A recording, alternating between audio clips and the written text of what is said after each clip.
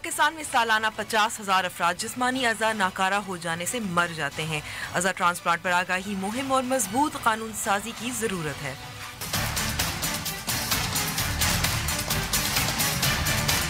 Heroin, cocaine, पुराना नौजवान नस्ल आइस नामी नए नशे का शिकार। पाकिस्तान में 70 लाख अफराद मुनशियात के आदी। You treat them with that affectionate intimacy that annihilates reality. और ये बच्ची है या रस्तू? 4 साल में 1000 किताबें पढ़ ली। अस्सलाम वालेकुम and welcome to news wise. मैं हूं अंबर शमसी। Sindh institute of urology and transplantation के अंदाजों के मुताबिक पाकिस्तान में हर साल 50,000 अफराद की मौत ऑर्गन फेलियर की वजह से पेश आती है। ये तादाद दहशतगर्द हमलों में हलाक होने वाले अफराद से कहीं और कई गुना ज़्यादा है और ये तादाद बहुत कम हो सकती है अगर बर वक्त जिस्म के अज़ा को मुंतकिल यानी ट्रांसप्लांट किया जाए। तो क्या वजह है कि हम मरते वक्त अपने अज़ा खैरात को नहीं देते? अब्दुलसत्तार ईदी ने अपनी आंखें डोनेट की तो 2 लोगों को बीनाई का तोहफा मिला। यही वजह है कि कौमी असेंबली में ऑर्गन ट्रांसप्लांटेशन के कानून में तरमीम की गई और इस पर हम तफसील से बात करेंगे। लेकिन ये भी याद रखने की ज़रूरत है कि अज़ा की गैर कानूनी ख़रीदो फ़रोख्त अरबों रुपए का कारोबार है, जिससे देने वालों को शदीद और उम्र भर का जिस्मानी नुकसान उठाना पड़ता है और उनका इस्तेहसाल भी होता है। और हम मुलाकात करेंगे एक ऐसे पाकिस्तानी से जिन्होंने सिर्फ हाल ही में अपने फ़न के लिए अवार्ड जीता है, बल्कि पाकिस्तानी मिनिएचर पेंटिंग की बैरून मुल्क फ़रोग़ और आगाही में उनका बहुत अहम किरदार है। शुरू करते हैं टॉप स्टोरी से।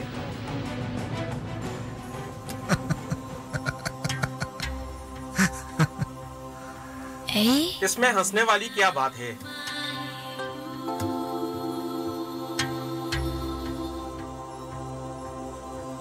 कुछ कहा आपने?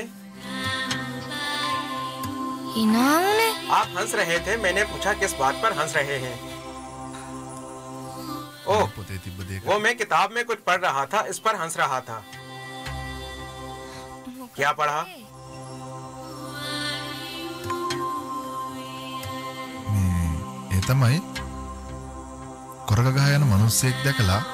दूसरे शख्स की तरफ लंगड़ाता हुआ आ रहा था तो उसने इससे इसके लंगड़ाने की वजह पूछी। उस लंगड़े शख्स ने जवाब दिया कि मेरे दांत में दर्द है इसलिए लंगड़ा रहा हूँ।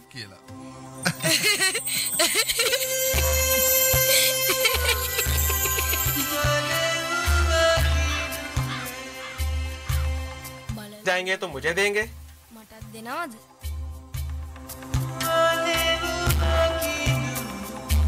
क्या किताब? नहीं, अपनी आंखें।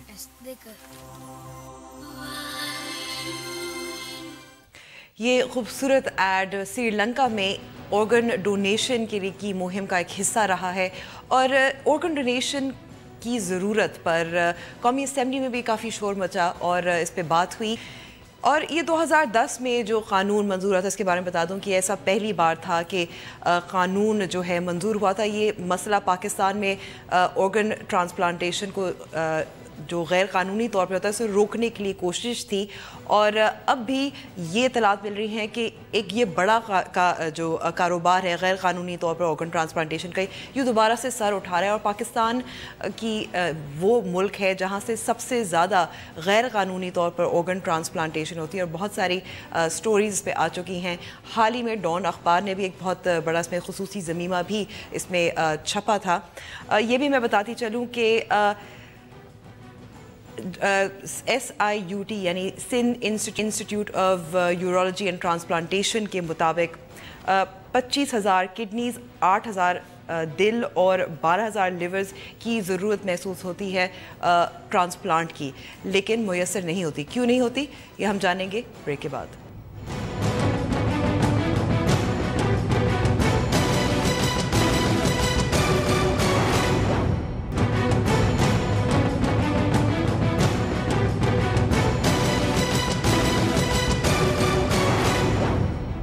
Welcome back to the show. क्या वजह है कि 2010 में कानून मंजूर हुआ, अब भी तरमीम की ज़रूरत हुई? इस पर बात करने के लिए हमारे साथ मौजूद हैं किश्वर ज़हरा साहिबा, जिनका ताल्लुक MQM से। बहुत बहुत शुक्रिया किश्वर साहिबा वक्त देने का। क्या क्या तरमीम मुतारिफ हुई जो मंजूर भी हुई कौमी असेंबली में कल?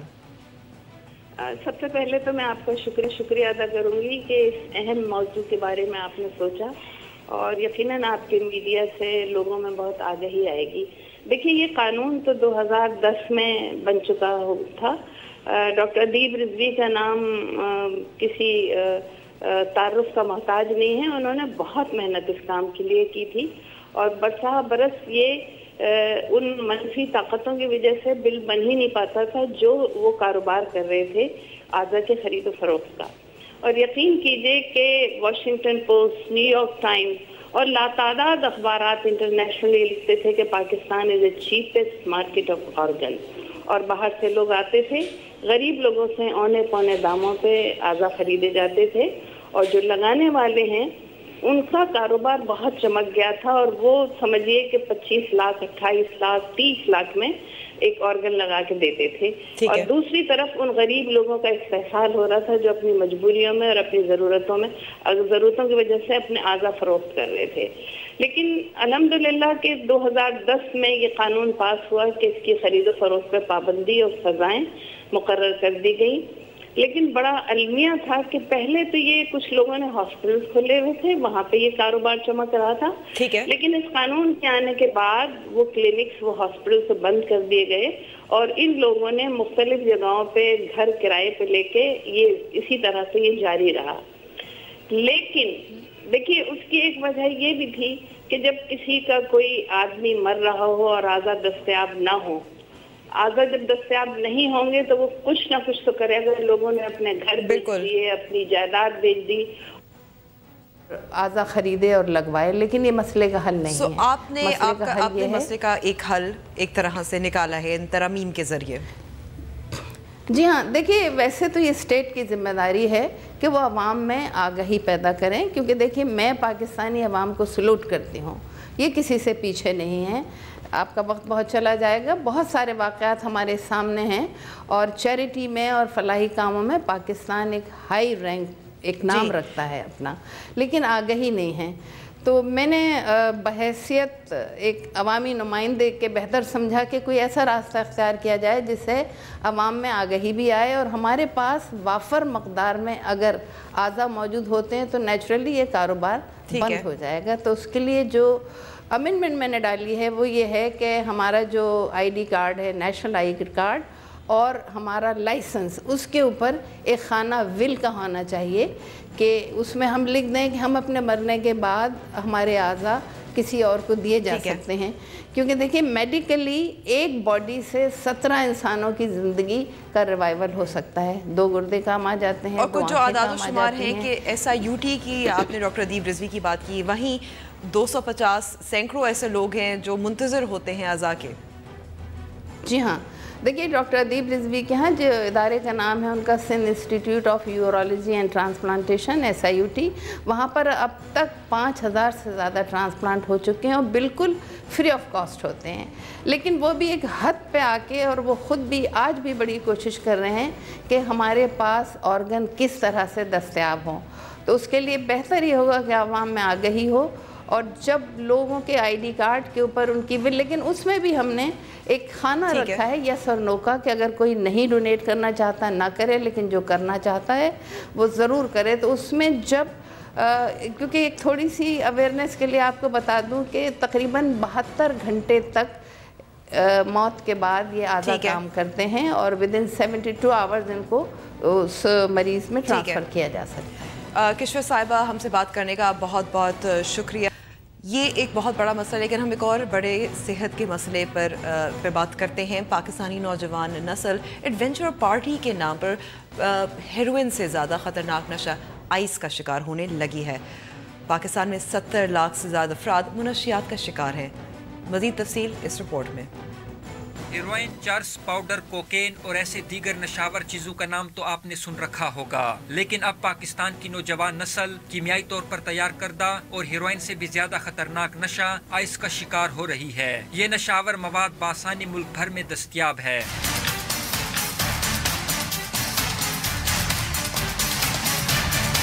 नौजवान और पढ़ा लिखा तबका ही नहीं, खवातीन भी इस नशे की लत में मुब्तला हो रही हैं। इस लत में मुब्तला अफराद में हाई स्कूलों, कॉलेजेस, यूनिवर्सिटीज और हॉस्टल्स में रिहाइश पजीर तलबा और तालिबात की बड़ी तादाद शामिल है। मनशियात के आदी अफराद का इलाज कराने वाले मराकज में आइस से छुटकारा पाने के ख्वाहिशमंद मरीजों की तादाद में इजाफा हुआ है। डॉक्टर्स के मुताबिक ये नशा वक्ती तौर पर तवानाई तो फराहम करता है, ताहम इंसान को जिस्मानी और नफ्सियाती तौर पर नुकसान पहुंचाता है। इसको शीशा में भी इस्तेमाल किया जा रहा है। आइस की मकामी सतह पर तैयारी इसके फैलाव और इस्तेमाल को मजीद बढ़ा रही है। अक़वाम मुत्तहिदा के इदारे बराए मनशियात और जराइम के मुताबिक पाकिस्तान में तकरीबन 70 लाख अफराद मनशियात के आदी हैं और इसकी एक बड़ी वजह मुल्क में सस्ती और बासानी मनशियात की फराहमी है। ये ड्रग इतना ख़तरनाक क्यों है, इसके रुझान इसमें इजाफा, इसके इस्तेमाल के रुझान में इजाफा क्यों हो रहा है, इसमें बात करने के लिए हमारे साथ दोस्त फाउंडेशन की सरबराह डॉक्टर परवीन मौजूद हैं पेशावर में। बहुत बहुत शुक्रिया डॉक्टर परवीन साहिबा हमें वक्त देने का। कुछ अरसे से हमें सुनने में आ रहा है कि आइस का इस्तेमाल ज़्यादा हो रहा है, तो क्या वजह है? आप डॉक्टर्स का कहना है और मुख्तलिफ ज़राए का कहना है कि ये नौजवान नस्ल ज़्यादा इस्तेमाल कर रही है। ये बात बिल्कुल ठीक है। हमारे भी ख्याल में आया है कि बहुत ज़्यादा इसकी मेथ की इस्तेमाल बहुत ज़्यादा बढ़ रही है और हमारे पास इस वक्त आज जो है हमारे पास 180 मरीज़ जो हैं दाखिले में हैं। तकरीबन 550 मरीज़ों में से 180 मरीज़ जो हैं वो मेथ के आदी हैं। इसको क्रिस्टल मेथ भी कहा जाता है जी। सेंटर में इसको क्रिस्टल मेथ कहा जाता है क्योंकि ये क्रिस्टल फॉर्म में होती है, पाउडर फॉर्म में भी होता है और इसको जो है सूंघा भी जा सकता है, इसको स्मोक भी किया जाता है, इंजेक्ट भी किया जाता है और स्नॉटिंग भी की जाती है। तो क्या वजह है? कुछ बाज़ डॉक्टर कहते हैं कि ये हेरोइन से ज़्यादा ख़तरनाक है। ये हेरोइन से इसलिए ज़्यादा ख़तरनाक है कि ये जो है ये स्टिम्युलेंट है, ये इंसान के सेंट्रल नर्वस सिस्टम को स्टिमुलेट करता है यानी ब्रेन को स्टिमुलेट करता है और उसके जो असरात जो हैं वो बहुत तेज़ हो जाते हैं। ये बहुत ज़्यादा एडिक्टिव भी है, साथ साथ इसके साथ जो है इंसान की नींद जो है उड़ जाती है, साथ पैरानोया होता है, हेलुसिनेशंस होते हैं, वसवसे इंसान के दिल में आते हैं, कई और मेंटल सिम्टम्स होते हैं, हेलुसिनेशंस भी इसके साथ हो जाते हैं और इंसान के वायलेंट बिहेवियर्स हो जाते हैं। दूसरी इसके साथ ये है कि ख़ुदकुशी की भी सोच आते हैं इंसान को, बल्कि होमिसाइडल डिसऑर्डर्स भी इससे हो जाते हैं। यानी कि जो लोग इस्तेमाल करते हैं वो फिर कत्ल भी कर सकते हैं दूसरे लोगों का। होमिसाइड साहब का ये मुराद है। बिल्कुल, इतने वायलेंट हो जाते हैं उनके बिहेवियर्स और उनकी सोच कि उससे वो कत्ल भी कर लेते हैं। तो क्या वजह है इससे इस्तेमाल ज़्यादा हो रहा है? क्या सस्ता है, आसानी से मुयस्सर है? बात यह है ना कि हमारे जो नशे के मरीज़ होते हैं ये कई ड्रग्स इस्तेमाल करते हैं। हेरोइन से शुरू कर लेते हैं, फिर उसके साथ साथ जो है नींद की गोलियां भी खाते हैं, साथ साथ ओपिएट्स दूसरी भी इस्तेमाल करते हैं, चर्स भी इस्तेमाल करते हैं। उसके साथ साथ ये इस्तेमाल भी शुरू कर लेते हैं। कोई लोग उनको बताते हैं कि इनके असरात जो है इनसे निकलने के लिए आप जो है मेथ आइस को इस्तेमाल करें, इससे जो है आप उनके असरात को ख़त्म कर सकते हैं। दूसरा ये है कि आजकल जो है बड़ी परेशानियां होती हैं, जो स्टूडेंट्स हैं ख़ुसूसन वो बड़ी परेशानियों के वो हामिल होते हैं। उनकी जो है आजकल इम्तिहानों के दिनों में या और कोई परेशानियां होती हैं माली या अनएम्प्लॉयमेंट वगैरह, तो उस वजह से भी। दूसरा ये है कि ये एक रिक्रिएशनल ड्रग भी है। ठीक है, तो जिनके पास पैसा माल वगैरह ज़्यादा है क्योंकि तो एक ग्राम जो है 1500 रुपए से 3000 रुपए तक में खरीदा जा सकता है, लेकिन इतना सस्ता तो नहीं है तलबा के लिए। यहाँ पर ज़रा थोड़ा सस्ता है ज़्यादा केपी में, क्योंकि यहाँ पर हमारे पास जो इसके जो बॉर्डर से आते हैं ये ड्रग्स, ये वहीं पर प्रोड्यूस होते हैं। ये सिंथेटिक ड्रग है, it is not a natural drug. ठीक है, इट इज़ सिंथेटिकली प्रोड्यूस्ड और जो है इसके बड़ी आसानी से प्रोड्यूस किया जा सकता है। तो यहाँ पर थोड़ी सी इसकी कीमत कम है, इसलिए हमारे पास अपनी जो फ्री ट्रीटमेंट सेंटर्स में इतनी ज़्यादा तादाद के लोग इस वक्त दाखिल हैं। اور جو آپ کے ٹریٹمنٹ سینٹر دوست فاؤنڈیشن کے ہیں، اس میں ان جو مریض ہیں ان کی کیا کیا عمریں ہیں اور کس طبقے سے ان کا تعلق ہے؟ ہمارے پاس جو زیادہ تر بچے ہیں، بچے بھی اس میں مبتلا ہوتے ہیں، 2 ہمارے بچوں کے سینٹرز ہیں، ان میں آج کے دن 110 جو ہیں بچے جو ہیں اس میں مبتلا ہیں اور ہمارے پاس داخل ہیں. تو یہ بچے جو ہیں یہ تقریباً 12 سال کی عمر سے لے کے 12 سال کی 18 سال کی عمر تک، 12 سال کی عمر سے لے کے 18، جی بالکل 18، اور جوان جو ہیں وہ پھر وہی 18 سال سے لے کے تقریباً 35 سال تک جو ہیں زیادہ تر استعمال کرتے ہیں. ٹھیک ہے. یہ بھی کہا جا رہا ہے جیسے خیبر ایجنسی سے جو پولیس اہلکار ہیں ان کا کہنا ہے کہ خیبر ایجنسی سے یہ ڈرگ آتا ہے، کوئی 400 ڈیلر ہیں پشاور میں، صرف پشاور میں. لیکن ایک مسئلہ یہ ہے کہ قانون اس سے نمٹ نہیں سکتی کیونکہ یہ ہیروئن نہیں ہے، کیونکہ یہ نیا ڈرگ ہے. بالکل. یہ ہمارے پولیس کے ساتھ کافی جو ہیں میٹنگز ہوتے رہتے ہیں اس پہ کہ وہ کہتے ہیں یہ control of narcotic substance act کے نیچے یہ نہیں آتی، اس لیے اس کی ایک تو یہ ہے کہ اس کی مقدار بڑی کم ہوتی ہے، وزن بڑی کم ہوتی ہے، مگر بہت ہائیلی ایڈکٹیو اور بہت اسٹرانگ ڈرگ ہے یہ. تو کہتے ہیں کہ ہم ان کو اس کے لا کے تحت ان کو پکڑ بھی نہیں سکتے، کچھ کہہ بھی نہیں سکتے. تو ان کے ساتھ ہماری کافی ٹریننگز وغیرہ ہو رہی ہیں، ان کو ہم سمجھا رہے ہیں کہ اس کے کیا کیا برے اثرات ہیں. اور اب ہماری کوشش یہ ہے کہ اسمبلی میں ہم اس کے لیے آرڈیننس پاس کریں تاکہ یہاں پر پارلیمنٹ میں اس کو بھی جو ہے اس غیر قانونی قرار دیا جائے. کنٹرول میں ایکٹ بالکل کہ قانونی، کیونکہ ہے الیگل ڈرگ، مگر اس کے لیے کوئی قانون نہیں ہے جس کے تحت جو ڈیلرز ہیں ان کو پکڑا جائے. بہت بہت شکریہ ہمیں وقت دینے کا ڈاکٹر پروین. بریک پہ جا رہے ہیں اور بریک کے بعد ہم ملاقات کریں گے منیچر پینٹنگ کے ایک بہت مشہور مصور سے.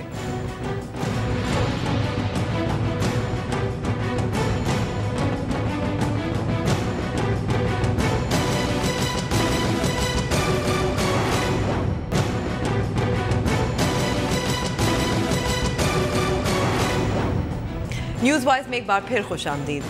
پاکستانی فنکار اور مصور کسی سے کم نہیں. بات ہو رہی ہے ایک ایسے ہی پاکستانی کی جنہیں امریکی میڈل آف آرٹ سے نوازا گیا. مزید اس رپورٹ میں.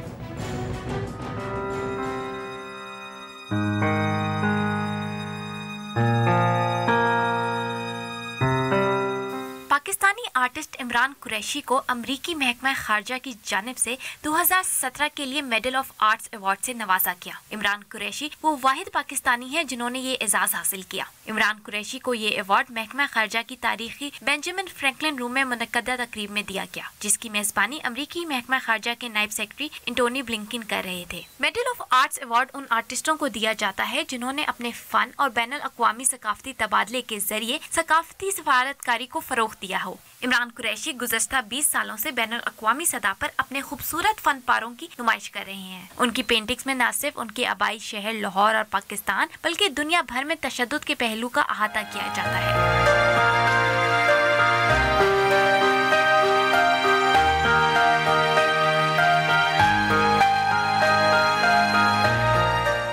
ایوارڈ سے نوازے جانے کے بعد عمران قریشی کا کہنا تھا کہ مجھے فخر ہے کہ میرے ملک اور آرٹ کو اس اعزاز سے نوازا گیا. عمران قریشی کو سال 2013 میں Deutsche bank artist of the year award سے بھی نوازا گیا تھا.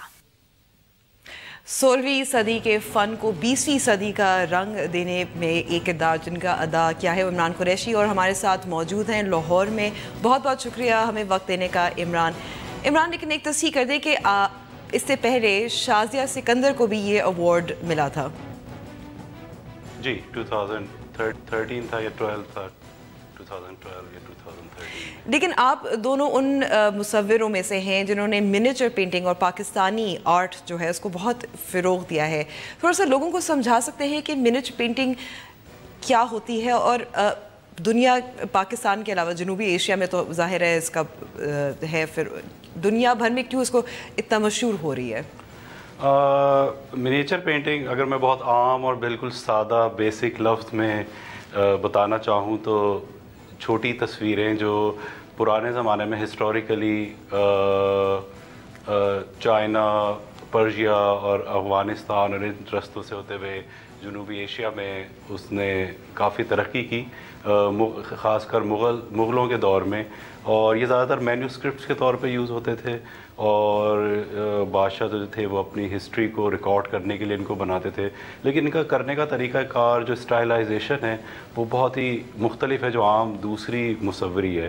بیسیکلی یہ مصوری تھی اس ریجن میں، اس کو مصوری کہا جاتا تھا. پینٹنگ کا ورڈ تو جب انگریز آئے تو انہوں نے اس کو دیا، جس سے نقصان یہ ہوا کہ اس کو بہت زیادہ ایگزوٹک بنا کے اور ایک ایسی چیز بنا دیا گیا جیسے کوئی میوزیم میں رکھنے والی چیز ہوتی ہے، تو جس کی وجہ سے یہ ترقی نہیں کر پائی کافی سالوں.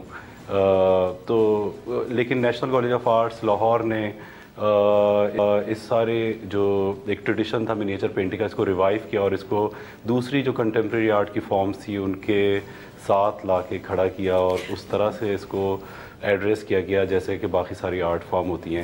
بلکہ اگر عبدالرحمن چغتائی صاحب، ظہور الاخلاق صاحب، انہوں نے اس پہ کافی کام کیا تھا، لیکن 90 کی دہائی میں جب بشیر احمد صاحب نیشنل کالج آف آرٹس میں تھے اور آپ اور شازیہ سکندر، عائشہ خالد وہاں پڑھ رہے تھے، تو پھر اس کو ایک نیا رنگ، کیا نیا رنگ ہے یہ؟ نیا رنگ یہ ہے کہ پہلے منیچر پینٹنگ کا، ایون جب میں نے منیچر پینٹنگ کو as my area of specialization لینے کا فیصلہ کیا تو زیادہ تر جو دوست تھے یا جو کولیگس تھے ارد گرد، جو میرے بیچ میٹس تھے، ان کا جنرل کانسیپٹ یہ تھا کہ منیچر پینٹنگ پرانی تصویروں کو آپ صرف اس میں ریپروڈیوس کرتے ہیں اور وہی بار بار بناتے ہیں، جس سے وہ ایک جس کا آرٹ سے کوئی تعلق نہیں سمجھا جاتا کہ آپ ریپیٹ کیے جائیں ایک چیز کو، اور کاپی ورک کے طور پہ لیا جاتا تھا. جبکہ آرٹ میں آپ اپنی بات ایکسپریس کرتے ہیں. تو این سی اے نے جب یہ ریوائیو کیا تو ایک بہت بڑی ایک موومنٹ کے طور پہ پاکستان سے یہ چیز اٹھی پوری دنیا میں کہ منیچر پینٹنگ کا پورا ریوائیول ہوا، اور جس میں آرٹسٹ جو تھے وہ اپنی بات کرتے تھے، لیکن وہ استعمال جو ویکیبلری استعمال کرتے تھے، جو ایلیمنٹس، جو طریقہ کار تھا وہ وہی تھا جو پرانے وقتوں میں ہوتا تھا، لیکن اس کی ساری میننگز بدل دی گئیں اور ٹائم کے ساتھ ساتھ وہ شکل تبدیل کرتی گئی. اب منیچر پینٹرز انسٹالیشنز پہ بھی کام کرتے ہیں، ویڈیوز بھی کر رہے ہیں، دوسرے طرح کے کام بھی کر رہے ہیں. سائزز، اسکیل کا فرق آ گیا ہے بہت زیادہ، اور اپروچ کا بہت فرق آ گیا ہے. پرانے وقتوں میں منیچر پینٹنگ کو ڈفرینٹ اسکولز کے طور پہ پہچانا جاتا تھا، جیسے مغل اسکول ہے، کانگڑا ہے، پہاڑی ہے، گجراتی ہے، راجستھانی ہے. لیکن اب یہ تبدیلی ہے کہ آپ آرٹسٹ کے انڈیویجول نام سے پہچانتے ہیں کہ یہ عائشہ خالد کا کام ہے، یہ نصرت لطیف کا کام ہے، یہ طلحہ راٹور کا کام ہے، یہ شازیہ سکندر کا کام ہے، یہ عمران کا کام ہے. تو آپ کام دیکھتے ہی پہچان لیتے ہیں، جیسے پرانے وقتوں میں وہ پورے اسکول کے تحت پہچانتے تھے. تو یہ بہت بڑی امپروومنٹ تھی. یہ بہت بڑی امپروومنٹ ہے. اور عمران، آپ کا کام کا جو ایک تشدد کا عنصر ہے وہ بہت اسٹرانگ ہے. آپ اس کی کافی پینٹنگز ہیں، نیو یارک میٹروپولیٹن میوزیم میں بھی اس کی نمائش ہوئی، لندن میں بھی باربیکن میں بھی نمائش ہوئی. اور دلچسپ بات یہ ہے کہ آپ نے فیض کی جو شاعری ہے استعمال کی تھی، خون کے دھبے دھلیں گے کتنی برساتوں کے بعد، وہ نام دیا تھا. تھوڑا سا بتا سکتے ہیں تشدد جو وائلنس ہے اس کا کس طرح سے آپ نے اپنے فن میں اس کو انکورپوریٹ کیا؟ اصل میں جو میرا کام ہے وہ ریفلیکٹ کرتا ہے. منیچر پینٹنگ تو میں نے سیکھی اور ایک ٹیکنیک کے طور پہ سیکھی اور ایک اس کی جو اور لوازمات تھے ان کے ساتھ سیکھی. لیکن اصل جو کام ہے وہ یہ ہے کہ جو میرے ارد گرد ہوتا ہے سوشلی، پولیٹیکلی یا پرسنل لیول پہ، وہ سارا میرے کام میں ریفلیکٹ کرتا ہے. تو اگر آپ میرے کام کو دیکھیں 1994 سے لے کے اب تک، تو آپ کو ڈفرینٹ طرح کے موڈ نظر آئیں گے. اور کبھی وہ بہت پرسنلائز میں نے اس میں نیریٹو بیان کیا ہوا ہے، تو کبھی بہت زیادہ ایبسٹریکشن کی طرف ہے، پولیٹیکل ہے، جو ارد گرد ہو رہا ہے وہ ہے. تو جب 2010 میں بہت زیادہ جب وائلنس کی لہر، انفیکٹ 9/11 کے بعد جس طرح پوری دنیا تبدیل ہوئی، تو وہ تبدیلی میرے کام میں بھی نظر آئی.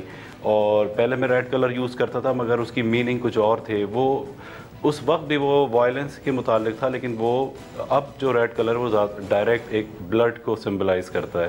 تو یہ ایک تبدیلی تھی. اور میں جو بات کرتا ہوں، میرے خیال ہے وائلنس اب ایسی چیز نہیں ہے کہ وہ صرف پاکستان کے بارے میں بات کر رہا ہوں، بلکہ وہ پوری دنیا میں ایک ایسی چیز ہے جو ہر آدمی اس سے افیکٹ ہو رہا ہے، چاہے ڈائریکٹ ہو رہا ہے یا براہ راست ہو رہا ہے یا غیر براہ راست، لیکن افیکٹ وہ ہر ایک کو کر رہا ہے. تو یہی وجہ ہے کہ میرے کام میں بھی وہ چیز آپ کو نظر آتی ہے. اور میں زیادہ اسی سبجیکٹ سے ڈیل کر رہا ہوں کہ آئیڈیا آف لائف اور ڈیتھ یا بیوٹی اور وائلنس، کہ وائلنس ہے لیکن ہوپ بھی ہے لوگوں میں. وہ ابھی بھی امن چاہتے ہیں، وہ زندہ رہنا چاہتے ہیں، وہ زندگی کو آگے چلانا چاہتے ہیں. تو آپ کو وہ میرے کام بہت زیادہ وائلنٹ لگتے ہیں دور سے, لیکن جب آپ قریب سے بغور ان کو دیکھتے ہیں تو اس میں آپ کو پھول یا فولیج اپیئر ہوتے ہوئے نظر آئیں گے. تو وہ ایک ہوپ دیتے ہیں اور ایک اور طرح کا کیا ڈائلاگ کریٹ کرتے ہیں میرے کام میں. ظاہر ہے جو منیچر پینٹنگ ہے صرف پاکستان میں یہاں اس کو فروغ نہیں دیا جا رہا, انڈیا میں بھی ہوتی ہے. تو جو ایک پاکستانی لینگویج ہے یا پاکستانی سمبلزم ہے وہ کس طرح سے مختلف ہے, اور اس کو دنیا بھر میں مشہور کرنے کا پاکستان کا کیا کردار رہا ہے؟ اور انڈیا میں ہوتی ہے, بہت زیادہ ہوتی ہے, بے انتہا تعداد میں منیچر آرٹسٹ ہیں, لیکن وہ سب وہی کر رہے ہیں جو صدیوں سے ہوتا چلا آ رہا ہے کہ وہ کاپی کر رہے ہیں پرانی تصاویر کو, اور انہیں ٹورزم کے طور کے لیے ایک ٹورسٹ انڈسٹری کے طور پہ وہ اس کا ایک اہم جزو ہے کہ اس کو وہ ٹورسٹ کے لیے بیچنے کے لیے بنا رہے ہیں, اور وہ کاپی کیے جا رہے ہیں. وہ جو آرٹسٹ کی اپنی سوچ ہوتی ہے یا اپنا جو ایکسپریس کرنا ہوتا ہے اپنے آپ کو, وہ اس میں مسنگ ہے پورا پارٹ. پاکستان میں ہوا یہ کہ وہ ہم ایک حد تک NCA میں سکھاتے ہیں کہ منیچر پینٹنگ کو اس کی ٹیکنیک سکھاتے ہیں. جی ٹیکنیک سکھاتے ہیں, اور اس کو تاکہ اس کی بیٹر انڈرسٹینڈنگ ہو, اس لیے ہم کاپی ورک کرتے ہیں. لیکن اس کے بعد ہم اسٹوڈنٹ کو چھوڑ دیا جاتا ہے کہ آپ اپنے آپ کو ایکسپلور کریں, اپنے سبجیکٹ میٹر کے ساتھ آئیں اور اپنی ایک باڈی آف ورک پروڈیوس کریں جس کو آپ اون کریں اور جس کو آپ سوسائٹی میں پیش کریں, جو آپ کو ریپرزینٹ کرے بیسیکلی آپ کے کام کو یا آپ کو. تو یہ ایک بہت بڑی تبدیلی ہوئی, اور جس کی وجہ سے یہ پوری دنیا میں لوگ متوجہ ہوئے اس کی طرف کہ ایک نئی چیز ہے جو دوبارہ سے پورا ٹریڈیشن ریوائیو ہوا. تو جی, لیکن کچھ ناقدین کا یہ بھی کہنا ہے کہ کیونکہ بہت سارے پاکستانی مصور اتنے مشہور ہوئے بین الاقوامی سطح پر, تو اب زیادہ ہو گیا ہے NCA کے منیچر ڈپارٹمنٹ میں وہی بچے زیادہ تعداد میں آ رہے ہیں, جو بہت اچھی بات ہے, لیکن it's not new anymore. نہیں, وہ تو پھر آپ کسی بھی جانرا کی بات کریں, چاہے وہ پینٹنگ ہو چاہے پرنٹ میکنگ ہو, اس میں بھی یہ چیز ہے اور نیو ہے, بالکل ہے. میرے خیال ہے اگر آپ ریگولرلی اس کو فالو کریں تو آپ کو ہر دفعہ کوئی نہ کوئی ایک نئی بات نظر آتی ہے اسٹوڈنٹ کے کام میں. ہم یہ نہیں کہہ سکتے کہ 100 بچے ہیں تو 100 کے 100 ایک دھماکہ خیز کام پروڈیوس کریں. چند ایک ہی ہوتے ہیں نا جو ایک اس میں سے نکلتے ہیں پورے بیچ میں سے. تو آپ دیکھیں تو ہر سال منیچر پینٹر ہیں اور پریکٹیشنر ہیں, اور وہ کام دکھا رہے ہیں پوری دنیا میں, اور ان کا نام بھی ہو رہا ہے. تو میرا خیال ہے یہ کانسیپٹ ویسے ہی کمرے میں اگر بحث کی جائے تو اچھا لگتا ہے, لیکن اگر آپ پریکٹیکلی اس کو ان ڈیپتھ جا کے دیکھیں اس ساری پریکٹس کو, تو آپ متفق ہوں گی میری بات سے. عمران قریشی, ہمیں وقت دینے کا بہت بہت شکریہ, اینڈ یور فیوچر پروجیکٹس. اب ہم بریک پہ جا رہے ہیں, اور بریک کے بعد ہم دیکھیں گے کہ 1000 کتابیں 4 سال کی عمر میں کس نے پڑھی.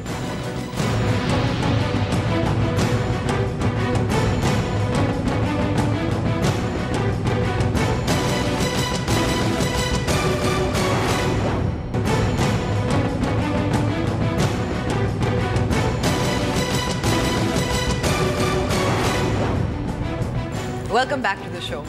کیا آپ نے 1000 کتابیں پڑھی ہیں؟ کیونکہ ہم آپ کو بتاتے ہیں ایک 4 سالہ بچی کے بارے میں جس نے اتنی کم عمر میں ہی 1000 سے زائد کتابیں پڑھ لی ہیں. Hi, I'm Galian. I'm 4 years old. یہ ہے ڈالیا ارانا, جس کی عمر تو صرف 4 برس ہے, لیکن وہ 1000 سے زائد کتابیں پڑھ چکی ہیں. ڈالیا کی والدہ کا کہنا ہے کہ اس کو صرف 1.5 سال کی عمر میں الفاظ کی پہچان ہونا شروع ہو گئی تھی, اور ڈالیا کو کتابیں پڑھنے کا شوق تب ہوا جب وہ بچوں میں کتاب بیٹنگ کو فروغ دینے سے متعلق ایک مقامی پروگرام کا حصہ بنی, اور اس کی عمر تب صرف 2 برس تھی. ڈالیا کو اس سال دنیا کی سب سے بڑی لائبریری آف کانگریس نے مدعو کیا, اور اس کو ایک دن کے لیے اس لائبریری کی لائبریرین بننے کے اعزاز سے نوازا. ڈالیا نے چند ماہ پہلے ہی اسکول جانا شروع کیا ہے, لیکن اس کی ذہانت کی بنا پر اسے کنڈر گارڈن کے بجائے پہلی جماعت میں داخلہ دیا گیا ہے. ڈالیا کہتی ہیں کہ وہ اسکول کے بچوں کو پڑھنے سیکھنے میں مدد دینا چاہتی ہیں. فن کو کوئی قید نہیں. آپ کو دکھاتے ہیں ایک ایسی ویڈیو جو اپنے ایک ایسے شخص کے بارے میں ویڈیو جس وہ اپنے جسمانی معذوری کے باوجود خوبصورت آرٹ ورک کر رہے ہیں.